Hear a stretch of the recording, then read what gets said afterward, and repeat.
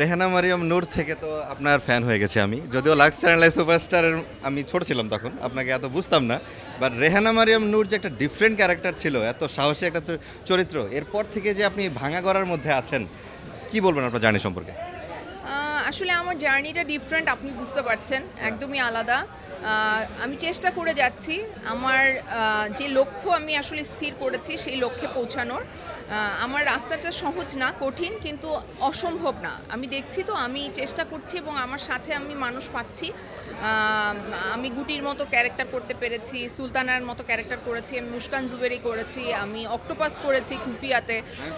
হ্যাঁ, তো এখন আমি নীলা করেছি। সো আমার কাছে মনে হয় যে আমি যেরকম চরিত্র চাই সেগুলো হয়তো সবসময় সচরাচর পাচ্ছি না, কিন্তু যখন পাচ্ছি আমি আমার 100% ট্রাই করছি এবং ইনশাআল্লাহ মানে দর্শক আমার পাশে থাকবে এবং আমি আমার লক্ষ্যে পৌঁছাতে পারবো।